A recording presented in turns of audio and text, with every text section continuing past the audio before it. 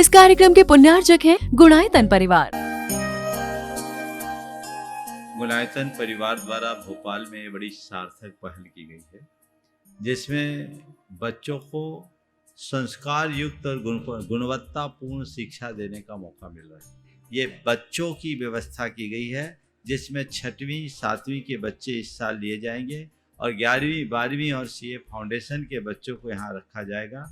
ये मेधावी छात्रों को प्रावीण्य के आधार पर उसे प्रविष्टि मिलेगी। पूरे देश भर से प्रविष्टियाँ आएगी। प्रत्येक कक्षा में मात्र 30-30 बच्चों का ही चयन होगा और चयनित बच्चे वे होंगे जो अपनी प्रतिभा के बल पर चुने जाएंगे और उनको एक प्रकार की स्कॉलरशिप दी जाएगी। ये छात्रवृत्ति के तहत पढ़ेंगे। गुणायतन के समाज कल्याण की दिशा में एक बहुत अच्छी पहल है और ये सार्थक पहल है। इसकी शुरुआत भोपाल से हो रही है। ये भोपाल वालों के लिए बहुत गौरव का विषय है। इसके लिए गुणायतन के साथ विद्यासागर इंस्टीट्यूट और सेज और एपीटी, इन तीनों को भी मैं बहुत बहुत आशीर्वाद देता हूँ।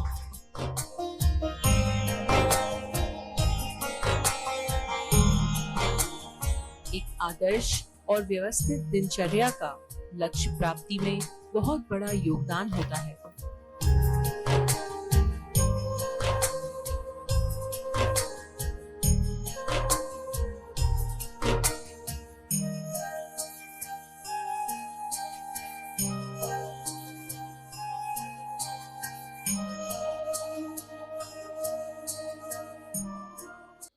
हमारे जीवन का हमारे शरीर से गहरा संबंध है। जीवन के अभाव में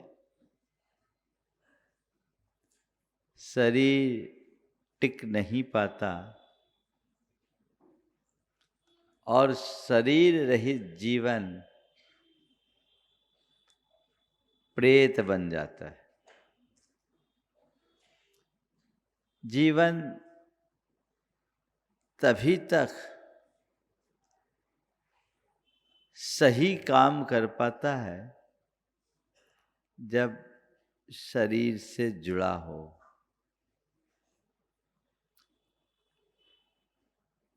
और शरीर जब तक रहता है तभी तक हम साधना कर पाते हैं। जब तक शरीर है तब तक साधना है और जब तक साधना है तभी तक शुद्धि है और जब शुद्धि है तो सिद्धि है। शरीर से साधना, साधना से शुद्धि और शुद्धि से सिद्धि। इसलिए हमारे यहाँ एक उक्ति है, शरीर माध्यम खलु धर्म साधनम। काया राखे धर्म है, ये बात आप सब दोहराते हैं। बिना शरीर के हम धर्म को नहीं कर सकते, लेकिन कोरे शरीर से काम नहीं चलेगा। शरीर होने के साथ साथ शरीर का स्वस्थ होना भी जरूरी है। शरीर धारण करने के बाद कोई बीमार हो, लाचार हो, तो उसका शरीर भी उसके लिए बोझ बन जाता है। बोलो, है ना? अगर तन अस्वस्थ हो तो मंदिर में मन लगेगा क्या? हाँ? रीढ़ में दर्द हो और ध्यान कर पाओगे क्या? पेट दुख रहा हो, प्रवचन सुन पाओगे क्या? क्या हुआ? धर्म ध्यान के लिए शरीर जरूरी है, लेकिन कोरा शरीर नहीं, शरीर के साथ उसका स्वस्थ होना जरूरी है।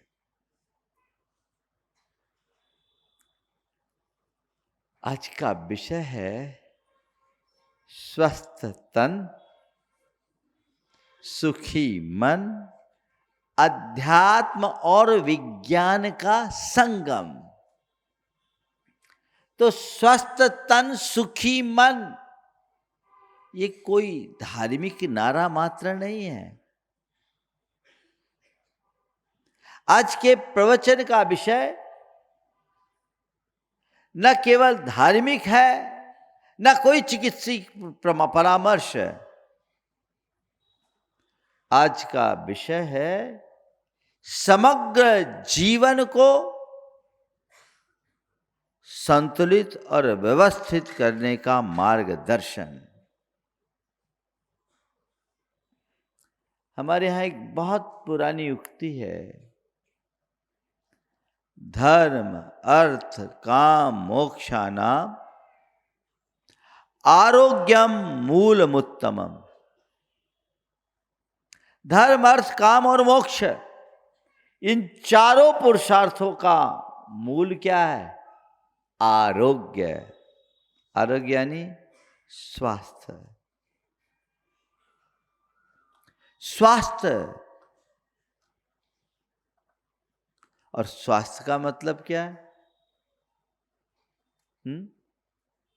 स्वास्थ्य का मतलब क्या है? स्वास्थ्य को बहुत व्यापक दृष्टि से विवेचित किया गया है। स्वास्थ्य का संबंध केवल तन से नहीं है, स्वास्थ्य का संबंध तन से अधिक मन से है, और मन से भी आगे चेतन से है।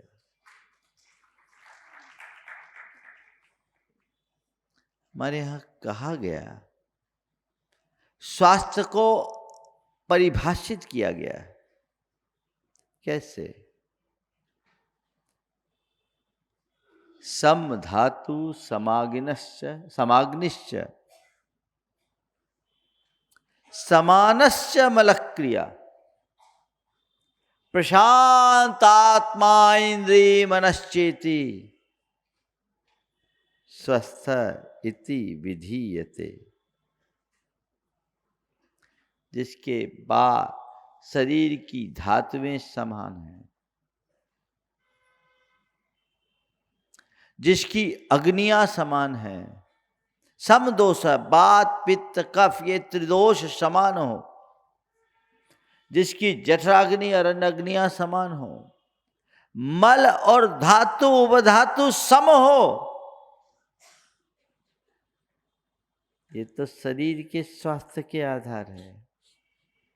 लेकिन इसके आगे प्रशांत आत्मा, इंद्रिय, प्रशांत इंद्रिय और मन, प्रशांत मन, स्वस्थ इति अभिधीयते।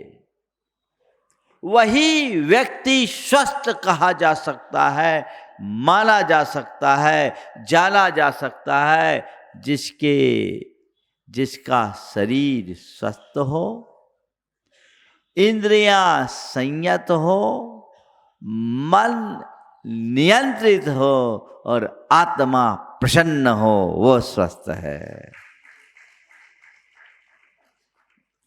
पर उसके लिए तन का स्वस्थ होना जरूरी है। तन मन का बड़ा संबंध है। तन बीमार तो मन परेशान, और मन बीमार तो तन और परेशान होता है ना। तो हम तन मन के संबंध को समझे और देखें कि इसमें अध्यात्म की दृष्टि क्या है, हमें अध्यात्म क्या परामर्श करता देता है, और आज का विज्ञान इसमें हमें कैसी सम्मति देता है। तन और मन का संबंध है। हमारे अंदर जो बीमारियां आती है ना, तन पे तो उसके लक्षण प्रकट होते हैं। जन्मती मन से है, और मन के भी नीचे जो हमारी चेतना में उत्पन्न भावना है, उससे भावनाओं में विकृतियां आती है, हमारे मन और विचारों की स्थिति बिगड़ती है। मन विचार परिवर्तित होने से हमारे शरीर के हार्मोन्स में परिवर्तन आता है, और जब हार्मोन बिगड़ते हैं तो शरीर में अनेक प्रकार के विष प्रकट होने लगते हैं, विषैले रसायन आने लगते हैं, और जब वो रसायन विकृत आते हैं तो उसका असर हमारे स्वास्थ्य पर पड़ता है। अगर हमने मन को साध लिया तो तन अपने आप स्वस्थ होगा। संत कहते हैं, बीमारी की जड़ तन नहीं मन है। मरीज डॉक्टर के पास गया और कहा कि डॉक्टर साहब, दिमाग में टेंशन है, पेट में बहुत जलन होती है और दिल में हमेशा डर बना रहता है, मैं क्या करूं? दिमाग में टेंशन, पेट में जलन, दिल में डर, मैं क्या करूं? डॉक्टर ने कहा, भैया तुम्हें दवाई की जरूरत नहीं है, क्योंकि ये तुम्हारी अब जीवन शैली बन गई है। आज के लोगों का जो जीवन का सिस्टम है वो पूरी तरह बदल गया है। उसके कारण व्यक्ति अस्वस्थ है। कहते क्रोध पित्त विकार को बढ़ाता है। क्रोध से ब्लड प्रेशर बढ़ता है। चिंता और डर से हमारे मन में जो विकृत रसायन उत्पन्न होते हैं, अल्सर जैसी बीमारी होती है, और नकारात्मक प्रवृत्ति से हमारी इम्यूनिटी कमजोर होती है। विज्ञान ऐसा कहता है। अगर हमने अपने मन को साध लिया तो चीजें अपने आप सध जाएगी। ज्यादा कुछ कहने की जरूरत नहीं है। एक ने कहा, डॉक्टर साहब मुझे बीपी हो गया। बीपी हो गया। डॉक्टर ने पूछा, गुस्सा आता है? बोले गुस्सा आता नहीं, दिन भर गुस्से में ही रहता हूं। गुस्सा आता है? बोले दिन भर गुस्से में ही रहता हूं। तो बोले देखो भाई, बीपी की जड़ वही है, उसी को ठीक करो।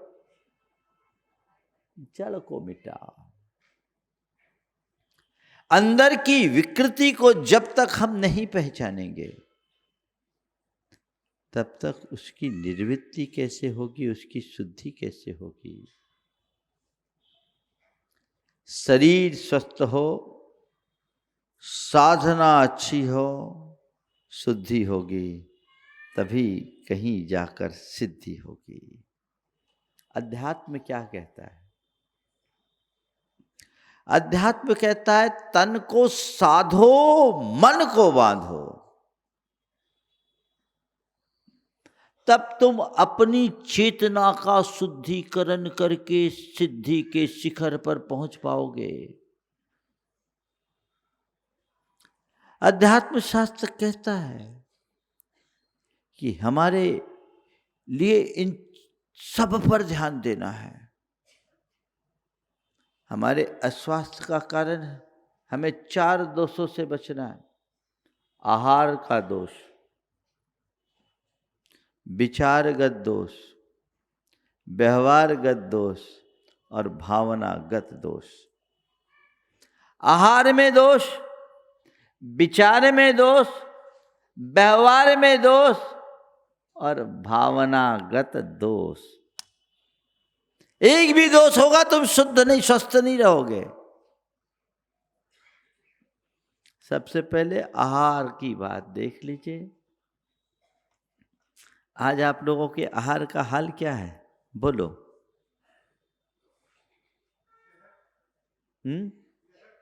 जहर खाते हैं, जहर तो खाते सो खाते हो, और जो खाते हो उसको भी जहरीला बना देते हो।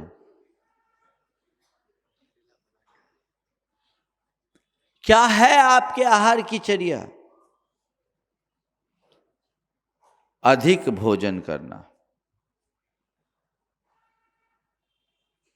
हर व्यक्ति को एक सवाल करना चाहिए, आप क्यों खाते हो?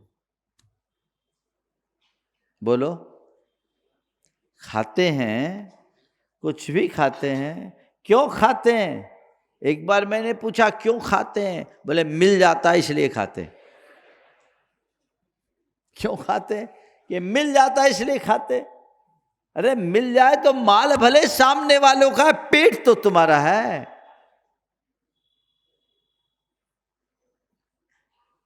जीने के लिए खाते हो या खाने के लिए जीते हो, ये सवाल अपने मन से करो। आप अपनी गाड़ी में ईंधन कब डालते हो? क्यों डालते हो? बोलो। गाड़ी चलाने के लिए न डालते हो? गाड़ी चलाना है इसलिए ईंधन डालना है, तो कितना डालते हो? हाँ, जहां पंप मिल जाए वहां डाल देते हो क्या? कब? जब टंकी खाली होती है तब। ध्यान रखते हो कि नहीं? बोलो। अरे महाराज, हम तो थोड़ा भी फ्यूल वेस्ट नहीं करना चाहते, है ना? तो भैया तुम गाड़ी की टंकी का तो ख्याल रखते हो, इस जिंदगी की गाड़ी की टंकी का भी तो ख्याल रखो। यहां तो जहां गए, जब गए, जो मिला, जितना मिला, जैसा मिला, अन्न दो। क्या है परिणाम?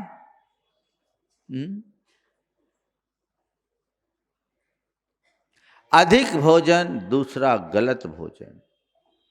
ओवर ईटिंग मोटापा का बहुत बड़ा कारण है। आप सबको इस बात पर बहुत ध्यान देने की जरूरत है।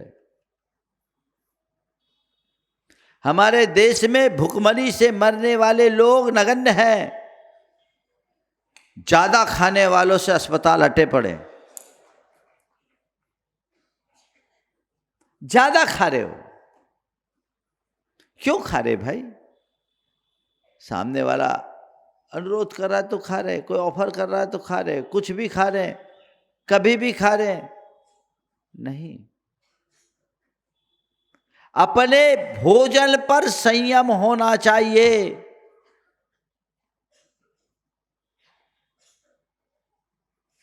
जब पर्याप्त भूख लगे तभी खाना चाहिए, चाहे जब और चाहे जितना, कभी मत खाओ। भूख लगने पर भोजन कीजिए। अभी 2 लोगों को नोबेल प्राइज मिला, 2 वैज्ञानिकों को, जिनने भोजन पर ही शोध किया।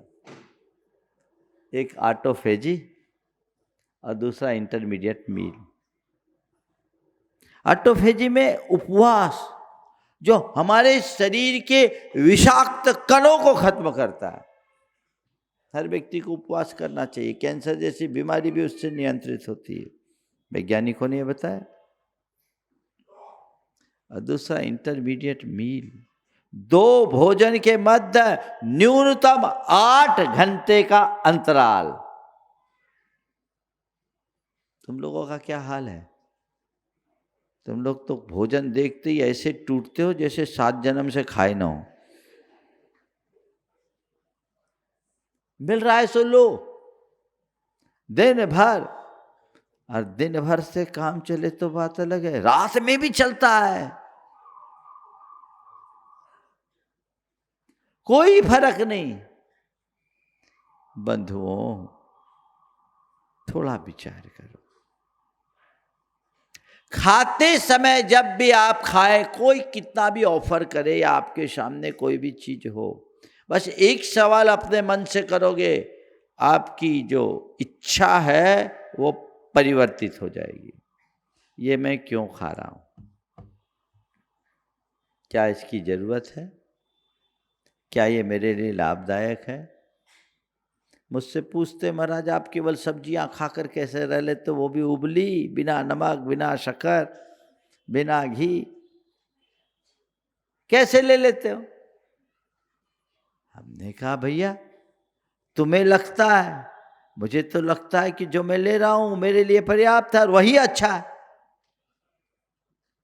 एक बात ध्यान रखना, मैंने अपने भोजन में इसलिए परिवर्तन नहीं किया कि मैं बीमार हूं, मैंने इसलिए परिवर्तन किया कि मैं स्वस्थ जीवन और दीर्घ जीवन जी सकूं। आप सबको भी ख्याल करना है। अधिक भोजन कभी नहीं करिए, असमय भोजन से बचिए, अशुद्ध भोजन से बचिए, असंतुलित भोजन से बचिए।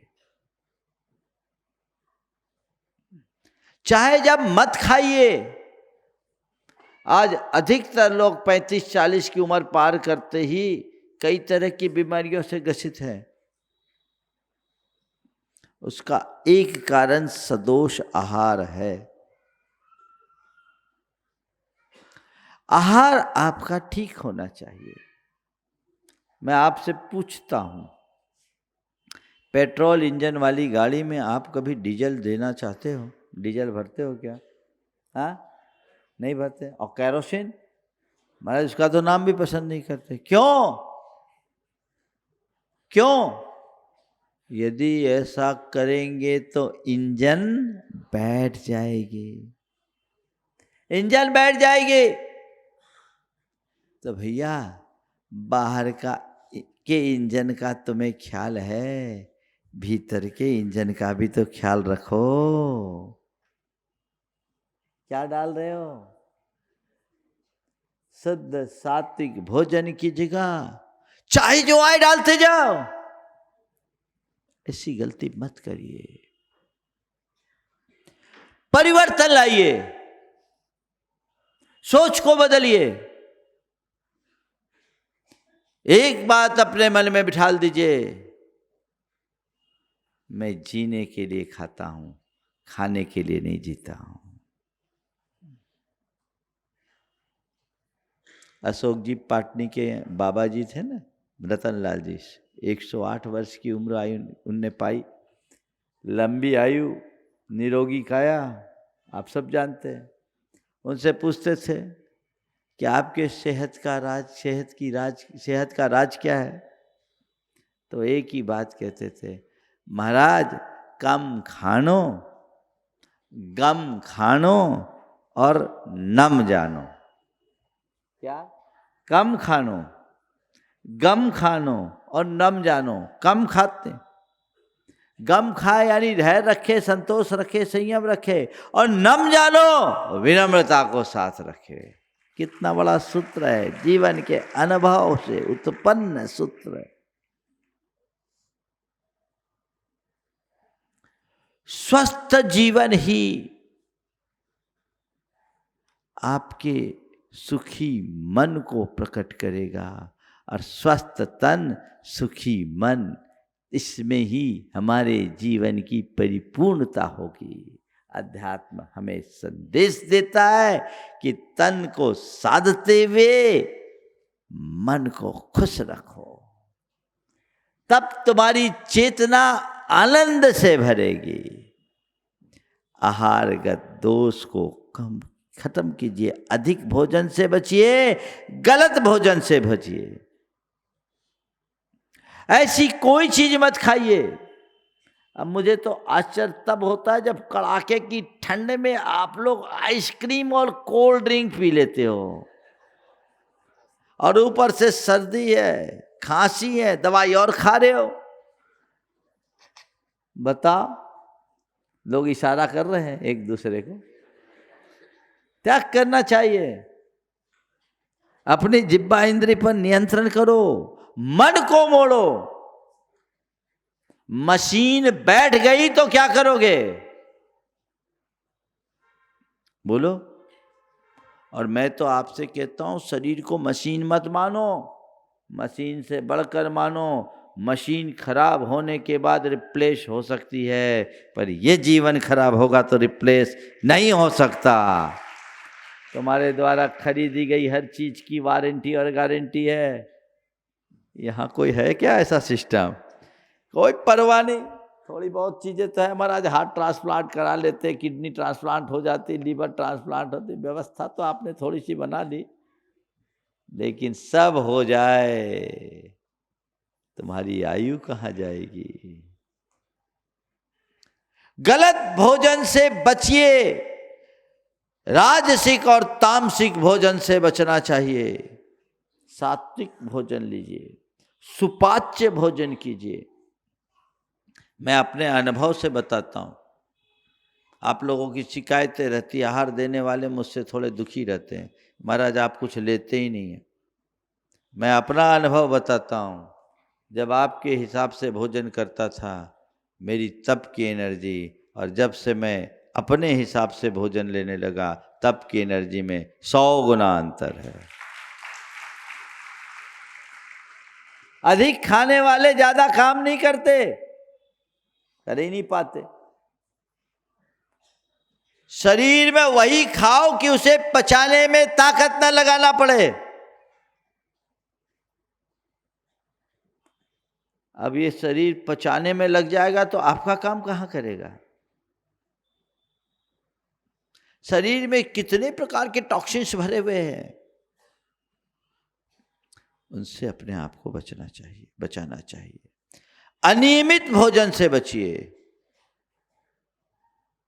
अनियमित, कई लोगों का कोई ठिकाना नहीं, कभी सुबह का भोजन शाम को, शाम का भोजन सवेरे।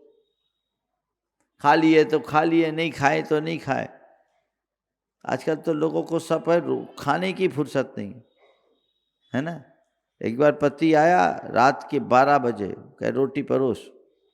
धर्मपत्नी झल्लाई, बोली ये कोई टाइम है तुम्हारा, रात के 12 बजे आए हो? बोले क्या करूं, मैं बहुत बिजी हूं, मुझे मरने की फुर्सत नहीं है। क्या करूं, मैं बहुत बिजी हूं, मुझे मरने की फुर्सत नहीं है। रोज रोज की इन बातों को सुनकर पत्नी भी एकदम झल्ला उठी। उसने कहा ठीक है, मरना हो तो थोड़ी ठहर कर मरना, मैं भी बिजी हूं, मुझे रोने की फुर्सत नहीं है। मैं भी बिजी हूं, मुझे रोने की फुर्सत नहीं। रोटी खाने का समय नहीं। किसके लिए कमाते हो भाई? नियमित भोजन होना चाहिए। असमय भोजन कभी अच्छा नहीं माना जाता। आज आप सबसे कहना चाहूंगा, रात्रि भोजन से बचिए, रात्रि भोजन का परित्याग कीजिए। जैन परंपरा में भोजन की शुद्धि के लिए बहुत जोर दिया गया और रात्रि भोजन से परहेज करने की बात की गई। आप जितने बैठे हो सब जैनी हो, गुरु भक्त कहलाते हो, रोज आहार देते हो, थोड़ा सोचो तुम्हारी क्या दशा है। आजकल ज्यादातर लोग रात में खाने लगे हैं। और आप देखिए उस दिन डॉक्टर वीरेंद्र कुमार जी जो जन्मना खटीक परिवार में, लेकिन तुम जैनियों से अच्छे रात में नहीं खाते। कितने लोग हैं, तुम कहां? क्यों खाते हो रात में? दिन में खाओ ना। क्या ऐसे काम नहीं चल सकता? हमारा आज बाहर जाना पड़ता है, नहीं मिलता है, क्या करे? नहीं मिलता है तो एक आध दिन हम लोगों को याद कर लेना। महीना में 2-4 दिन अगर एक ही टाइम भोजन कर लो, रात में ना खाओ, एक टाइम भोजन कर लो, तो क्या प्राण निकल जाएंगे? कुछ नहीं होगा। उस समय गुरु को याद करो। जब तुम्हारे गुरु पूरा जीवन एक वक्त भोजन करके निकाल सकते हैं तो तुम क्यों नहीं निकाल सकते? क्यों नहीं कर सकते? कर सकते हैं कि नहीं? मन बनाइए, बीमारी से बचिएगा।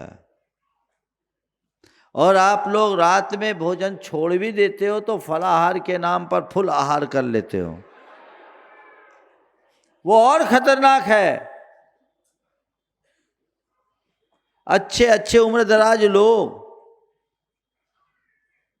ये आपके शरीर के लिए उपयोगी नहीं है। इसका परहेज कीजिए, आज से तय कर लीजिए, नहीं मैं रात में नहीं खाऊंगा, जो दिन में मिल गया उससे मेरा काम पर्याप्त है।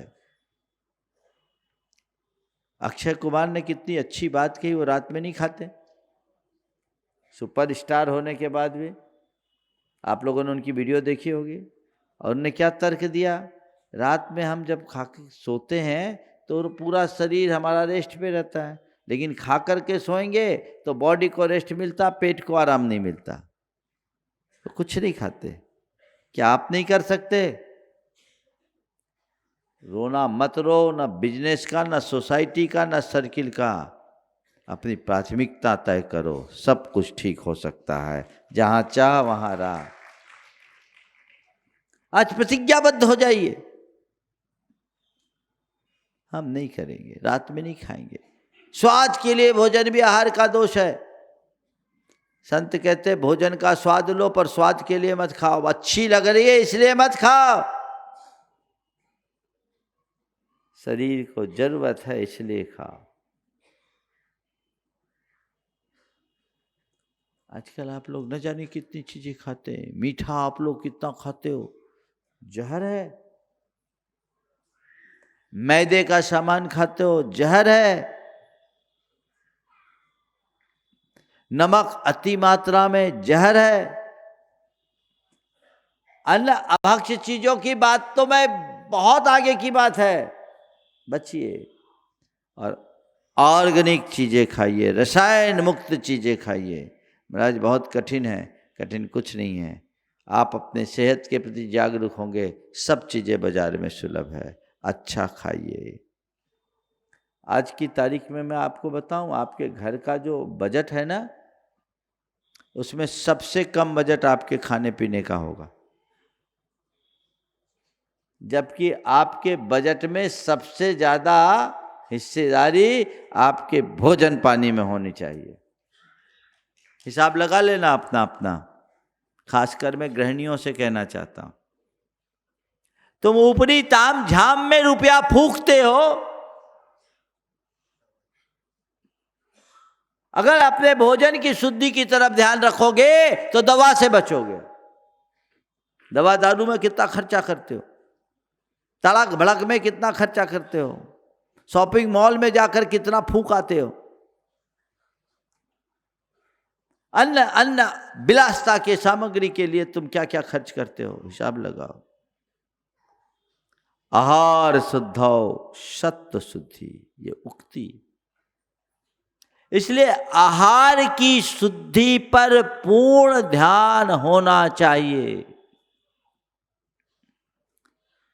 फिर विचार दोष, नकारात्मक सोच, तुलना, शिकायत की प्रवृत्ति, ये सब हमारे वैचारिक दोष हैं। हमारे अंदर की नेगेटिविटी को बढ़ाने वाले हैं। मन में तनाव, चिंता और हताशा को जन्म देने वाले हैं। इससे हमारा स्वास्थ्य असंतुलित होता है। विचारों की शुद्धि पर हमें ध्यान देना चाहिए। अगर ऐसा विचार दोष बना रहेगा, हमारे विचार दूषित होंगे, तो न हमारा तन स्वस्थ होगा, न मन सुखी होगा, हमारा जीवन त्रस्त हो जाएगा। अपने विचारों के प्रहरी बनिए और नकारात्मक विचारों से बचना चाहते हैं तो उन नकारात्मक निमित्तों से बचिए। आज मैं आपको एक सलाह देना चाहता हूं, एक अभ्यास कीजिए। डिजिटल फास्टिंग का।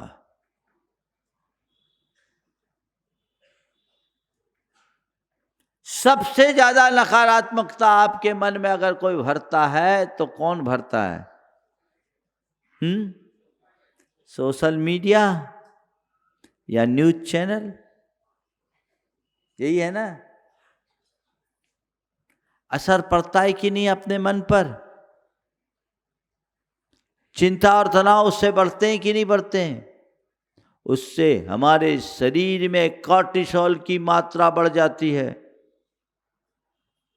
ये एक ऐसा विषैला रसायन है जो हमारे पूरे जीवन को खराब करता है, हमारे स्वास्थ्य को विषाक्त बनाता है। बचिए इनसे, कोई जरूरत नहीं है इनकी। नियंत्रित कीजिए,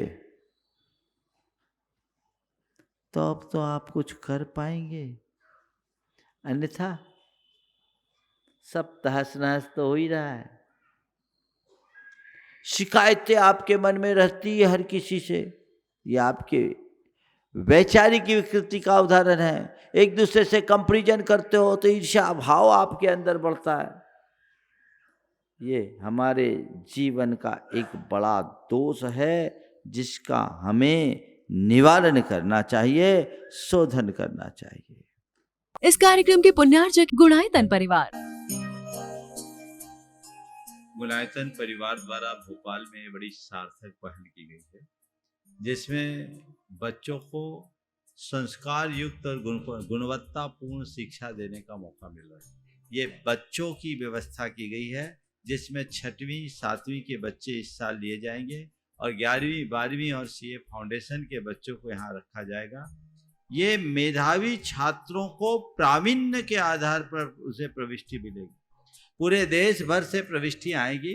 प्रत्येक कक्षा में मात्र 30-30 बच्चों का ही चयन होगा और चयनित बच्चे वे होंगे जो अपनी प्रतिभा के बल पर चुने जाएंगे और उनको एक प्रकार की स्कॉलरशिप दी जाएगी। ये छात्रवृत्ति के तहत पढ़ेंगे। गुणायतन के समाज कल्याण की दिशा में एक बहुत अच्छी पहल है और ये सार्थक पहल है। इसकी शुरुआत भोपाल से हो रही है। ये भोपाल वालों के लिए बहुत गौरव का विषय है। इसके लिए गुणायतन के साथ विद्यासागर इंस्टीट्यूट और सेज और एपीटी, इन तीनों को भी मैं बहुत बहुत आशीर्वाद देता हूँ।